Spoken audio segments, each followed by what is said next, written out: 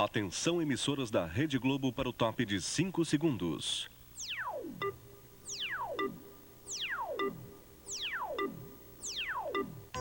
Goodyear, o pneu para pilotos de passeio.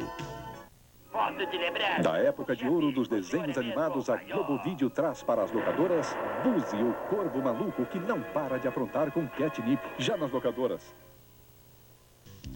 As bolsas do Rio e São Paulo começam o ano em alta. O Ministério da Economia diz que a safra que começa a ser colhida em fevereiro pode ajudar a derrubar a inflação. Mas no Ceará, 8.000 toneladas de alimentos apodrecem no campo por falta de comprador. A polícia da Inglaterra mata um homem na frente das câmeras e depois descobre que ele usava uma arma de imitação.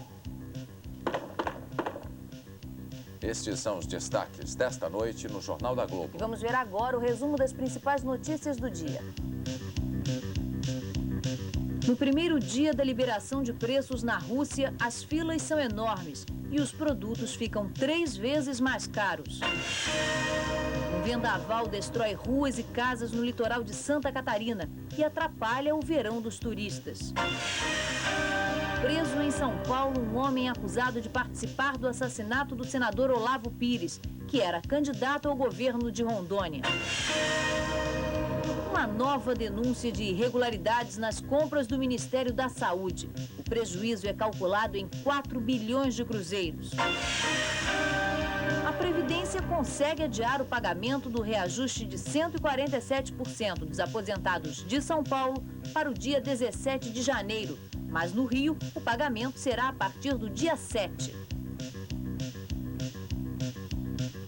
A Justiça Federal do Paraná dá um prazo de 5 dias úteis para o INSS pagar o reajuste de 147% na região de Curitiba. Centenas de aposentados aplaudiram a decisão do juiz Wellington Mendes de Almeida. Eram tantos aposentados que eles congestionaram a frente e a entrada do prédio da Justiça Federal em Curitiba. O trânsito na rua teve que ser interrompido. Há 3 meses, os aposentados e pensionistas do Paraná entraram na Justiça pedindo os 147% de reajuste. Eles conseguiram parte deste reajuste e agora vieram pedir a complementação. O presidente da Associação dos Aposentados entregou ao juiz de plantão o documento com o pedido de pagamento integral e imediato do reajuste a todos os aposentados e pensionistas do Paraná. Na saída, uma boa notícia. A Justiça Federal determinou ao INSS o pagamento da complementação aos aposentados da região de Curitiba. E agora vai examinar o pedido para que a medida seja estendida a todo o estado.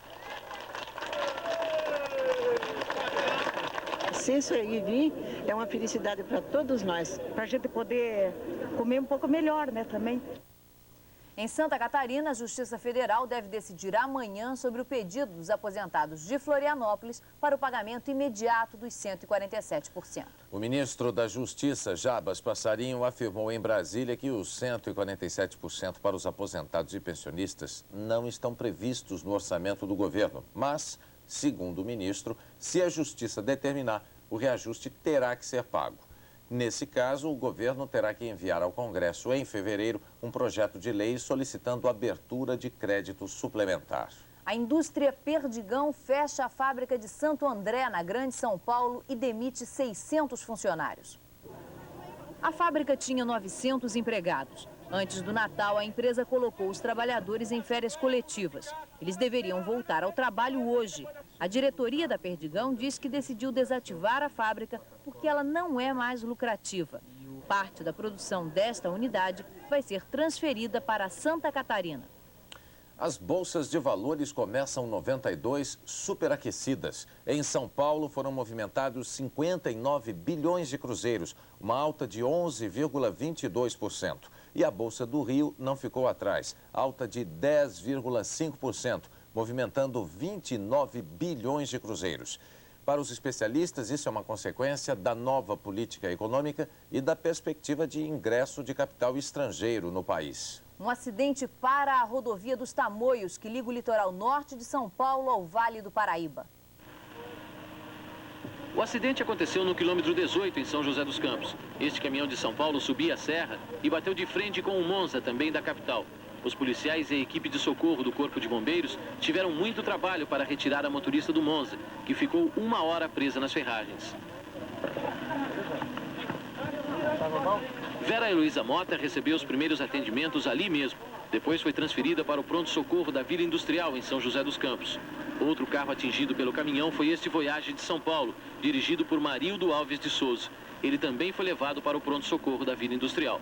Chovia muito na hora do acidente. De acordo com o motorista do caminhão, havia um carro parado justamente ali, onde não há acostamento. Ele tentou desviar, mas por causa do asfalto escorregadio, perdeu o controle do caminhão. Acabou atravessando a pista e batendo nos 2 carros. Você estava correndo?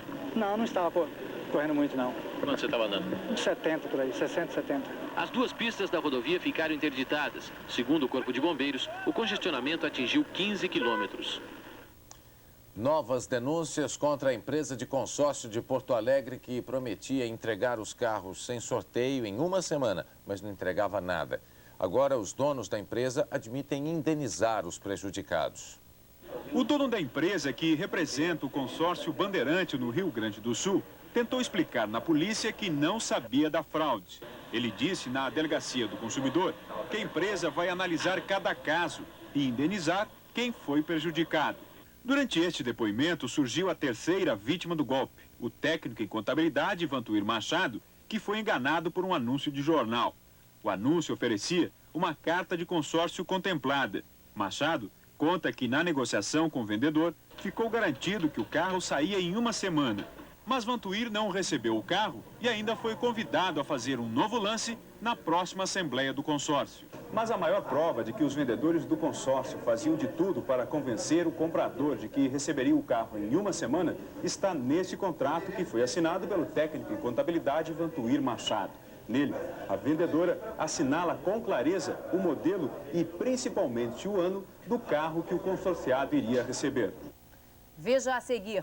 8.000 toneladas de comida apodrecem no campo porque ninguém quer comprar. Mas o Ministério da Economia aposta na safra de verão para derrubar a inflação. Daqui a pouco, a Vigilância Sanitária diz quais são as armas para enfrentar a cólera em 92.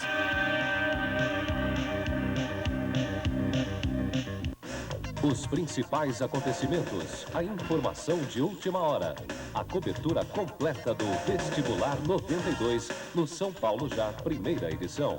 Apoio Etapa. Os vestibulares, conte com a força do Etapa.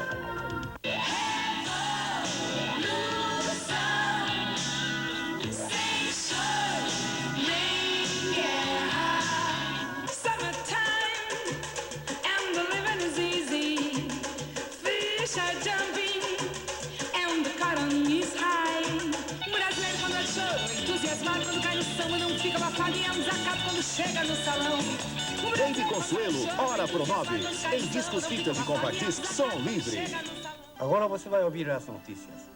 Que será que vem aí? Mas quem drama e não quer ouvir notícia ruim, trabalha com gente séria que honra compromisso. Ticket Restaurant, esse é do ramo. A Globo é a melhor viagem. Você tira uma vida humana como se fosse um negócio. Nicholas Marshall, um juiz revoltado com as falhas do sistema judiciário. A justiça não está confinada neste salão.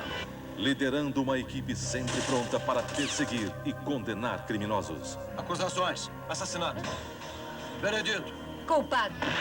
Justiça Final, série inédita. Estreia quinta, dia 9, 9h30 da noite.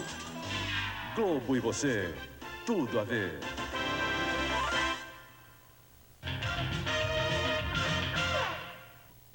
Os produtos importados ganham cada vez mais espaço nos supermercados do Rio Grande do Sul. No começo era apenas curiosidade em experimentar os produtos acessíveis até então, apenas aqueles que podiam viajar ao exterior.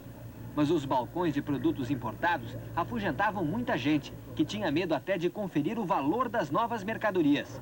Mas isto mudou. O preço de muitas bebidas e alimentos importados já não afugenta mais a classe média.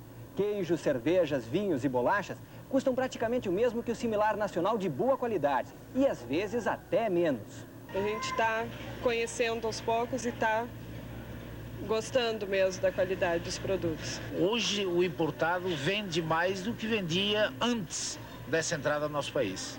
Alguns consumidores têm ainda mais sorte e conseguem comprar esses produtos importados a preços mais baixos que nos supermercados. É que eles aproveitam a proximidade do Rio Grande do Sul com o Uruguai e Argentina para comprar lá a preços mais acessíveis. 8.000 toneladas de tomate, melão e abóbora estão apodrecendo no campo por falta de comprador no Ceará. Os produtores de Limoeiro do Norte, a 200 quilômetros de Fortaleza, estão com um prejuízo de mais de 360 milhões de cruzeiros. A safra de prejuízos no projeto Jaguaribe-Apodi começou com o plantio de tomate. Toda a produção, irrigada em 800 hectares, seria comprada pela empresa ET de Pernambuco. Mas a empresa desistiu da compra e 5.000 toneladas de tomate acabaram virando adubo com a passagem do trator. Os colonos do projeto também estão tendo prejuízos com o plantio de melão e abóbora. O que se tornou mais comum aqui no projeto de irrigação é encontrar campos como este aqui, onde toda a produção fica apodrecendo antes mesmo de ser colhida. Mas nem mesmo o produtor que está fazendo a colheita está tendo um prejuízo menor. Toda esta carga, por exemplo, foi colhida há mais de 10 dias e até agora não apareceu sequer um comprador. Bicho nojento é o produtor, é só quem paga o pato. Com tantos prejuízos, os colonos não têm dinheiro para pagar o empréstimo do banco. O produtor Joaquim Pereira, por exemplo, deve hoje cerca de 2,5 milhões de cruzeiros. Agora está plantando feijão e, mais uma vez, não sabe se vai ter para quem vender a produção. Os alimentos foram os principais responsáveis pela inflação no ano de 91. Alguns preços subiram até 900%, contra uma inflação de 458%, medida pelo Índice Geral de Preços da Fundação Getúlio Vargas. E as perspectivas para 92 quais são? Nós vamos conversar agora com o economista Celso Loder, que é diretor do Departamento de Abastecimento e Preços. Doutor Loder, o ministro da Economia está apostando na queda da inflação. Que comportamento o senhor acha que terá o preço do alimento a partir da entrada de 92? As perspectivas são muito boas. Houve uma atenção maior do governo quanto à política agrícola, principalmente do crédito agrícola, que foi e chegou até o produtor, talvez com um pouquinho de atraso, mas chegou a tempo ainda para que ele pudesse dar a resposta necessária para que a safra de 92 tivesse um crescimento em torno de 16% sobre a safra de 91. O preço da alcatra, vamos dar um exemplo concreto. O preço da alcatra para o consumidor chegou a subir em 91 cerca de 550%. O açougueiro está dizendo que a culpa foi do frigorífico. O frigorífico diz que a culpa é do criador, do pecuarista. Afinal, a culpa foi de quem? A culpa é mais do mercado, certo? Você teve uma oferta menor do que a adequada e, num período de entre-safra, certo? Que se estendeu entre meados do ano, agosto, julho, agosto, até agora em dezembro. Tanto que se você medir agora o preço, na última semana houve um recuo a nível de produtor em torno de 8% no preço do traseiro, certo? Da carne, a nível de produtor, né?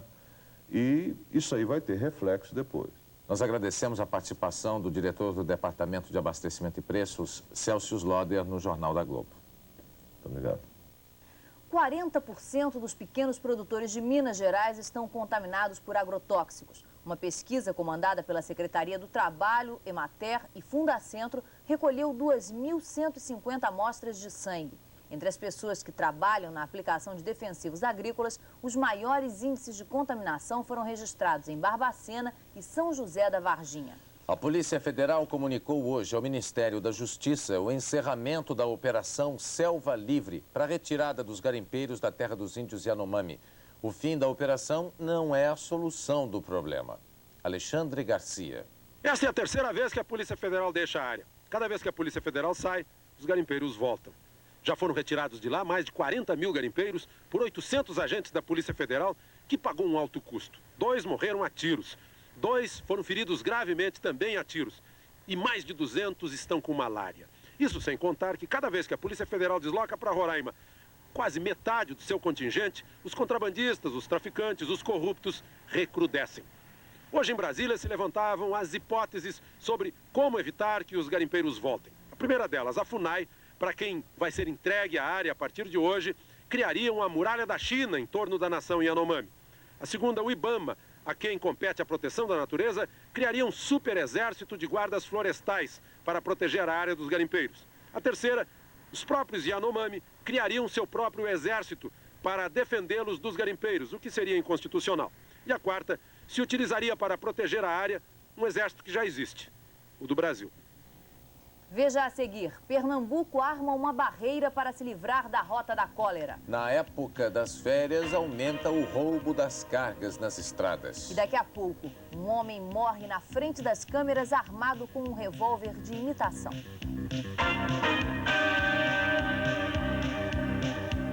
Quem planta laranja sabe que hoje mais ou menos metade do fruto é o que custa a produção.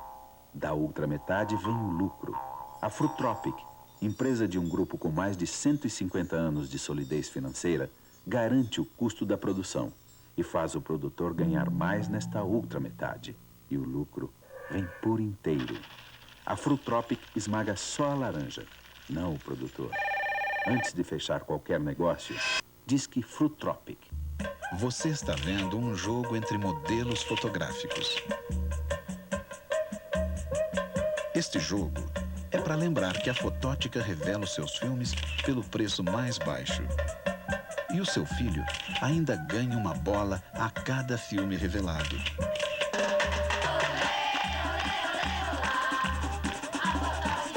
Entre para o nosso time, revele na Fotótica. A gente dá bola para você.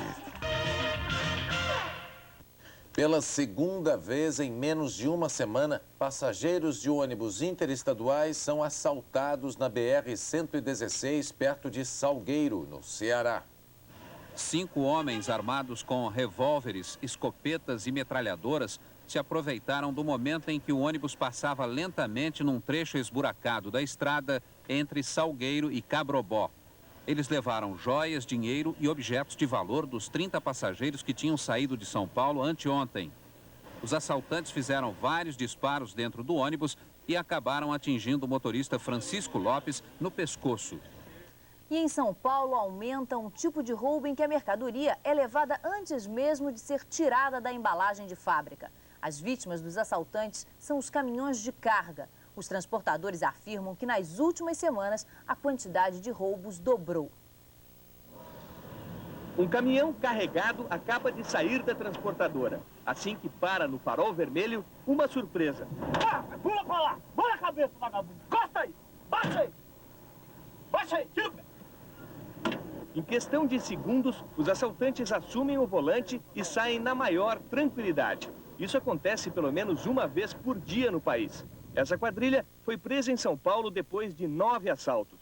A polícia tem pilhas de inquéritos contra ladrões de cargas, mas em 60% dos casos, ninguém é preso e a mercadoria nunca é recuperada. Normalmente as cargas já têm um destino certo, e aí fica muito difícil você fazer um flagrante. É um crime motivado principalmente pelo receptador e uma moeda corrente hoje no narcotráfico. Troca-se um caminhão hoje tranquilamente por 25 quilos de pasta de cocaína.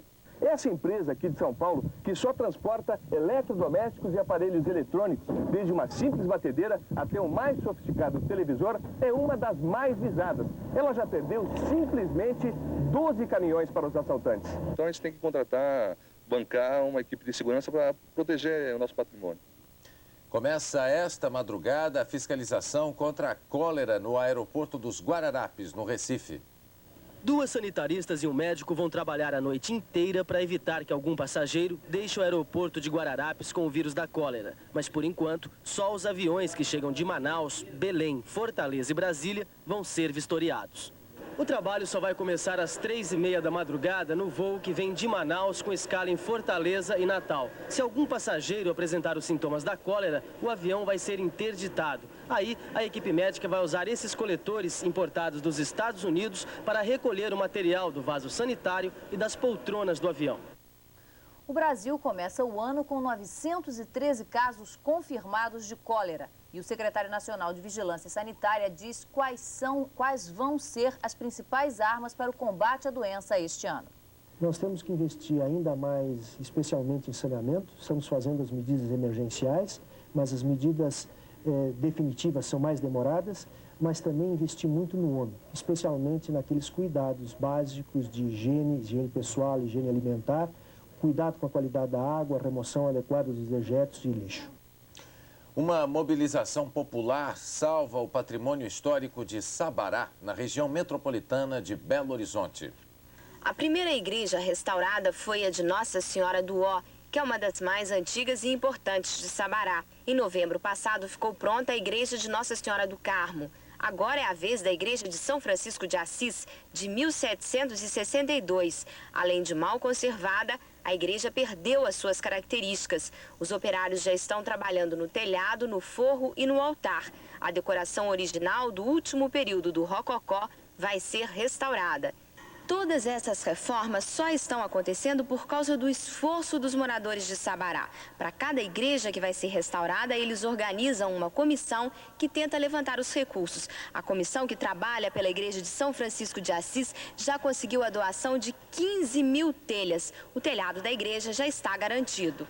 A comissão de moradores já conseguiu quase 3 milhões de cruzeiros vendendo camisas e folhinhas e com a promoção de festas. A meta é levantar pelo menos 70 milhões, quase um terço do custo total da obra. A comissão tenta conseguir também o apoio de empresas particulares, da prefeitura e de órgãos de preservação do patrimônio. Um público muito especial vai frequentar este ano a residência do vice-presidente da República em Brasília. Os jardins do Palácio Jaburu vão se abrir para as crianças. Este lugar, que mais parece uma reserva ecológica, na década de 70 ganhou uma obra do arquiteto Oscar Niemeyer para ser a residência oficial dos vice-presidentes. Em homenagem ao pássaro, o palácio ganhou o nome de Jaburu. No governo Sarney ficou vazio. Hoje, o vice-presidente Itamar Franco mora aqui. Mas agora o Palácio do Jaburu vai abrir as portas para as crianças de escolas públicas de Brasília. Quando as aulas recomeçarem, já vai estar funcionando aqui um projeto de educação ambiental, a princípio para alunos de 5ª e 6ª séries do 1º grau. Mais de 60 mil crianças vão ter aulas sobre ecologia aqui. Cada dia da semana, uma turma de alunos vai poder descobrir no palácio as riquezas do cerrado. Espécies nativas de plantas e pássaros estão por todo lugar. Até a Lagoa Jaburu vai servir de palco para as aulas sobre ecologia.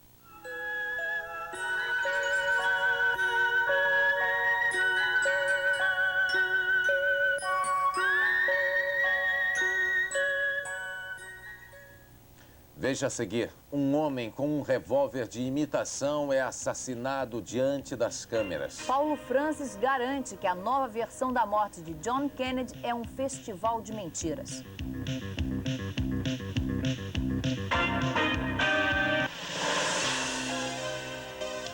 Pare de ficar pensando e decida-se já.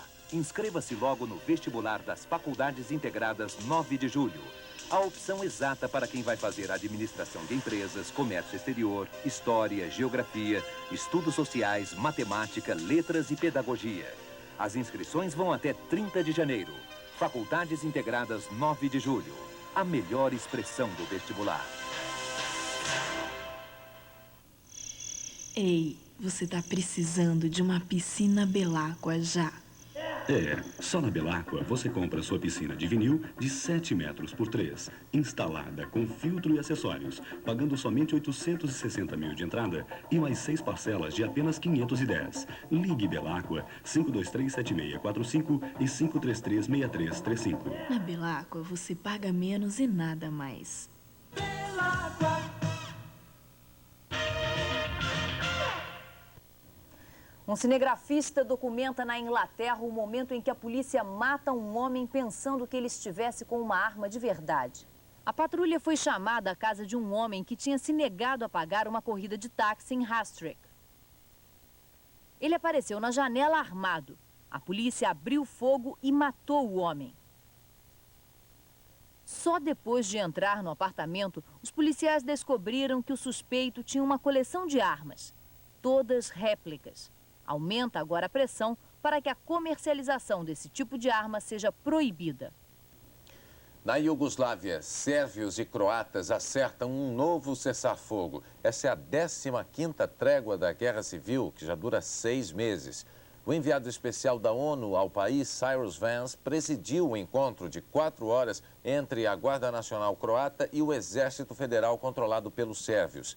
Ele disse que se esta trégua for respeitada, a ONU vai autorizar o envio de uma força de paz à Iugoslávia. No primeiro dia das reformas econômicas na Rússia, os preços disparam e a popularidade de Boris Yeltsin cai. As dificuldades são maiores para os consumidores das pequenas cidades. Comprar nunca foi fácil para os moradores do vilarejo de Krasnaya Gorka, mas nesta quinta-feira as coisas pioraram. No inverno, a neve bloqueia o único acesso à vizinha Smolensk. E as pessoas que normalmente caminham quase 5 quilômetros para fazer as compras encontraram preços 3 vezes mais altos que os da véspera. As 60 crianças do orfanato da cidade ainda não sentiram os efeitos da reforma econômica. Elas receberam um presente especial neste início de ano. Um carregamento de roupas e comida enviado por famílias inglesas que moram na Alemanha. A ajuda humanitária alivia o sofrimento das crianças, mas não diminui a preocupação com o abastecimento, que deve ficar ainda mais prejudicado até o fim do primeiro inverno da comunidade de estados independentes. Comovido com as dificuldades enfrentadas pelo povo da antiga União Soviética, um americano resolveu doar 100 mil dólares, mais de 100 milhões de cruzeiros, em remédios e alimentos para hospitais de Moscou. Ken Wayne, de 44 anos, ficou rico em fevereiro de 90, quando ganhou a loteria do estado da Pensilvânia.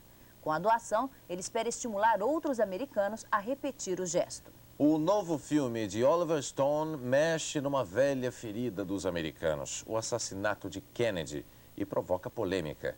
Apesar de reconhecer o talento do diretor, Paulo Francis acha que o roteirista exagerou na dose de criatividade. JFK, John Fitzgerald Kennedy, é o filme mais sensacional e sensacionalista do ano que passou. É sobre o assassinato do presidente americano John Kennedy em 22 de novembro de 1963, em Dallas, Texas. É tudo mentira. Oliver Stone imaginou uma conspiração e que estariam envolvidos o vice-presidente de Kennedy, Lyndon Johnson, os irmãos de Kennedy, como Bob Kennedy, Ted Kennedy, todo o ministério de amigos íntimos de Kennedy, todo o Pentágono, toda a CIA, todo o FBI, só faltam mesmo o Chacrinha e o Papa. Mas para quem não entende nada do assunto, é um thriller movimentado e divertido, cheio de uma montagem espetacular e com Kevin Costner, a alegria dos fãs, fazendo o homem sozinho que desafia o impiedoso establishment. É um perfeito exemplo da paranoia esquerdista de botequim, mas não deixa de ser divertido, se bem que, repito, é mentira do primeiro ao último momento. White is black and black is white. People got to know. I'm a black man. I say that justice be done or the heavens fall.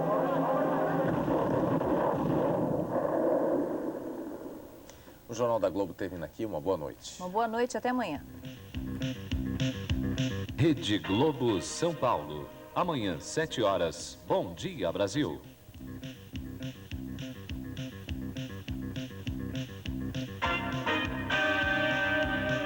Nas férias, a Globo Vídeo vai à garotada com os melhores desenhos de todos os tempos. Alegre e muito brincalhona, a pequena Audrey vive entrando e saindo de encrencas.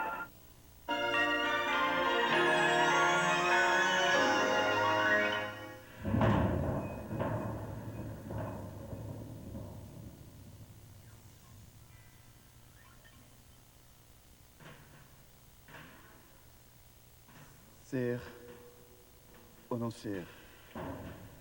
Eis a questão. Se será mais nobre a mente suportar dardos e flechas de uma sorte ingrata, ou empunhar armas contra um mar de mares, enfrentando-os, findá-los, morrer, dormir, Não mais.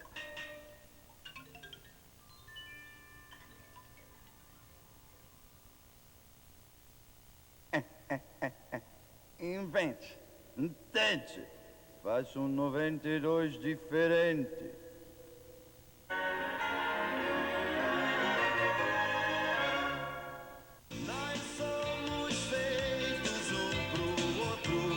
Lulu Santos, Minha Vida 86 a 91, em discos, fitas e compactiscs som livre.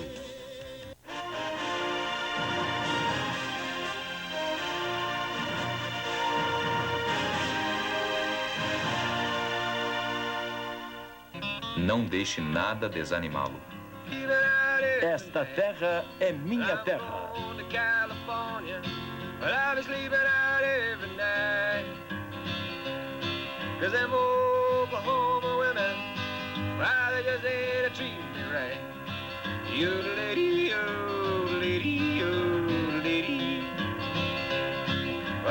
Versão brasileira Herbert Richards. Pampa, Texas, julho 1936.